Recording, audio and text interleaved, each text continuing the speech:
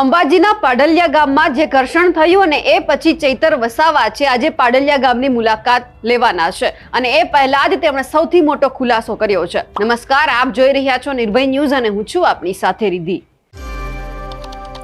અંબાજીના પાડલિયાની અંદર ચૈતર વસાવા પહોંચે પહેલા તેઓએ ગબ્બર જઈ અને માતાજીના દર્શન કર્યા અને એ પછી પાડલિયા ગામમાં જવા રવાના થયા, પરંતુ એ પહેલા જ એમણે ખુલાસો કર્યો છે અને કહી દીધું છે કે પાડલિયા ગામમાં કોના આદેશથી કાર્યવાહી થઈ તે જાણવાનો પ્રયાસ કરવામાં આવશે। આવનાર સમયમાં આવી હિંસા ફરીથી ન થાય તે માટે કયા પગલાં લઈ શકાય તે મુદ્દે ચિંતન પણ કરવામાં આવશે। આદિવાસી લોકોએ દેશના વિકાસમાં ખૂબ મોટું યોગદાન આપ્યું છે। જો અમને સમાનતાની ધારામાં લાવવામાં નહીં આવે તો આદિવાસી લોકો છે સ્વશાસનની માંગ પણ કરવાના છે। આવનારા સમયમાં જે પણ સરકાર બિલ પ્રદેશ બનાવશે તે તરફ આદિવાસી સમાજનો ઝુકાવ હશે, આવું ચૈતર વસાવાએ કહ્યું છે। હવે ચૈતર વસાવાએ બીજો શું ખુલાસો કર્યો છે તે પણ સાંભળીએ। શું માતાજીના દર્શન કર્યા છે, શું આશીર્વાદ લીધા છે અને ખાસ કરીને પાડલિયા જઈ રહ્યા છો, શું ઉદ્દેશ સાથે નીકળ્યા છે? આજે માતાજીને અમે દર્શન કર્યા છે અને હાલમાં જે પાડલિયા ખાતે જે હિંસક ઘટના ઘટી હતી ત્યાંની મુલાકાતે જઈ રહેલા છે। ત્યાંની સત્ય હકીકત જાણવા માટે અમે જઈ રહેલા છે અને જે પણ ઘટના ઘટી છે ત્યારે એટલું તો અમે જરૂર કહીશું કે કોઈ પણ સમસ્યાનું સમાધાન હિંસાથી નથી થતું, છતાં હિંસા થયેલી છે ત્યારે તેના મૂળમાં જઈને કોના આદેશથી કોની સૂચનાથી આ આખી ઘટના ઘટી છે અને એમાં જે કાનૂની કાર્યવાહી થયેલી છે ત્યારે કાનૂની કાર્યવાહીમાં પણ આવનારા દિવસોમાં એ બંને પક્ષોને કઈ રીતના અમે એમાં આગળ મદદરૂપ બનીએ અને આવનારા દિવસોમાં આવી ઘટના ન ઘટે, આવી હિંસા ન બને એ માટેની અમે કઈ રીતના પ્રયાસો કરીએ, મદદરૂપ થાય એને લઈને આજે અમે ત્યાં મુલાકાતે જઈએ છીએ। ત્યાં જઈશું, ત્યાં સ્થળની મુલાકાત કરીશું, લોકોની મુલાકાત કરીશું, જાણીશું અને બાદમાં સત્ય હકીકત સૌને અમે જણાવીશું। છેતરભાઈ, એક વસ્તુ બીજું પૂછી લઈશ કે જે રીતનું આપનું એક નિવેદન હતું કે જો મોદી સરકાર જે છે એ ભિલિસ્તાન તરીકે જો જાહેર કરે તો બધા જે નેતાઓ છે આદિવાસી નેતા બધા ભાજપમાં જોડાવા માટે તૈયાર છે।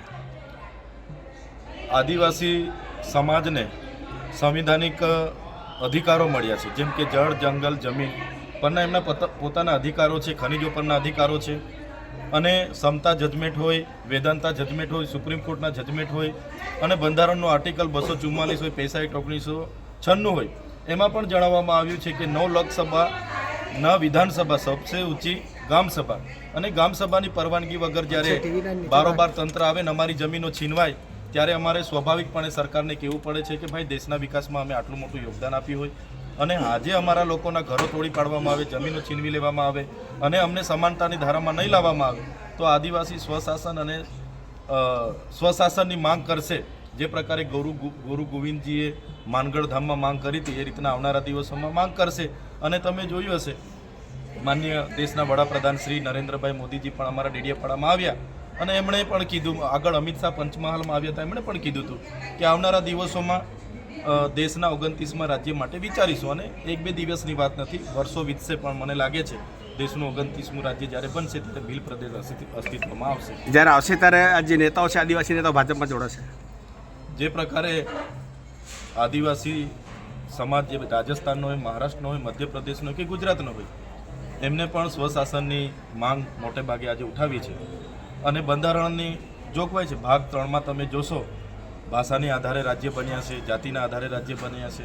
ત્યારે આવનારા દિવસોમાં ભીલ પ્રદેશ બનશે, જે પણ સરકારો બનાવશે મને લાગે છે એ તરફ આદિવાસી સમાજનો ઝુકાવ હશે, નેતાઓનો ઝુકાવ હશે અને સર્વાંગી વિકાસ આદિવાસીઓનો કઈ રીતના થાય એ રીતના બધા જ લોકો સાથે રહીને આવનારા દિવસોમાં વિકાસ કરશે। अभी हमने माँ अंबाजी के दर्शन किए हुए माँ जी को प्रार्थना किया है, जो भी घटनाएं इस इलाके में हिंसक हो रही है वो रुकनी चाहिए। जो 13 तारीख को पाडलिया गांव में वन कर्मी, पुलिस अधिकारी और वहाँ के आदिवासी लोगों के बीच जो हिंसक घटना हुई है उस संघर्ष के दरमियान कई सारे पुलिसकर्मी और आदिवासी लोग घायल हुए हैं, हॉस्पिटल में है। तो आने वाले दिनों में ऐसी घटना ना हो उसका निराकरण आए और जो भी ये घटना हुई है उसके कारण क्या है तो हम वहाँ स्थल पे जाके लोगों को मिलना चाहते हैं, जानना चाहते हैं कि उसकी सत्य हकीकत क्या है। वो जानने के लिए हम अभी पाडलिया जा रहे हैं। हमारे साथी युवराज सिंह जाडेजा है, हमारे डॉक्टर रमेश भाई हमारे बिपिन गामेती जी है।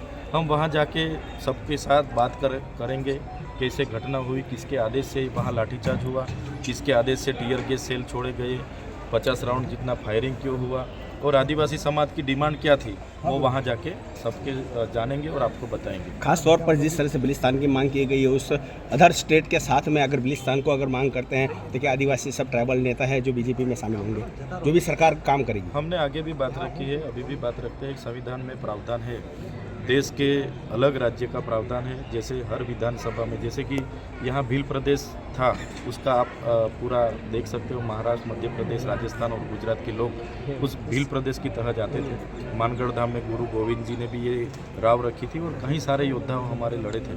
तो आज़ादी के बाद, बंटवारे के बाद जो हुआ है, तो आज भी आदिवासी लोग एक दूसरे के साथ कोई भी बॉर्डरलेस होके ही सभी रोटी रिवाज, संस्कृति, प्रकृति और अपने पहरवेश, बोली भाषा सबकी सेम टू सेम है। तो हमने बात रखी है और सरकार ये एक दिन का काम नहीं है। आने वाले दिनों में सरकार सोचेगी, या 10 साल भी लगेंगे, 15 साल भी, कि देश में 29वां राज्य अस्तित्व में आए तो वो भील प्रदेश की तरह अस्तित्व में आए और स्वशासन आदिवासी को दिया जाए। जैसे आज जल, जंगल, ज़मीन पर संवैधानिक अधिकार होने के बावजूद भी, पैसा एक लागू होने के बावजूद भी, अनुसूची 5 लागू होने के बावजूद भी जो हमारी ज़मीन है प्रोजेक्ट के नाम पे छीनी जा रही है, आदिवासियों को बेदखल कर किए जा रहे हैं, अपने गांव, समाज, संस्कृति से आदिवासी छीन बीन हो रहे हैं। तो उसको बचाने के लिए हमने अलग राज्य की मांग रखी है, आज भी रखते हैं। और आने वाले दिनों में अगर भाजपा सरकार उसको माननीय वड़ा प्रधान जी भी बोले थे कि आने वाले दिनों में सोचेंगे, अमित शाह पंचमहाल आए थे वो भी बोले थे, देखेंगे।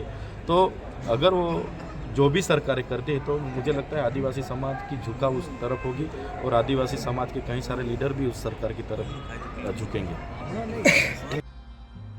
ચૈતર વસાવાએ જે નિવેદન આપ્યું છે તેમને લઈ આપ શું માનો છો, કમેન્ટ કરીને ચોક્કસથી જણાવજો. સાથે જ અમારી નિર્ભય ન્યૂઝ ચેનલને લાઇક, શેર અને સબસ્ક્રાઇબ કરવાનું ભૂલશો નહીં. નમસ્કાર.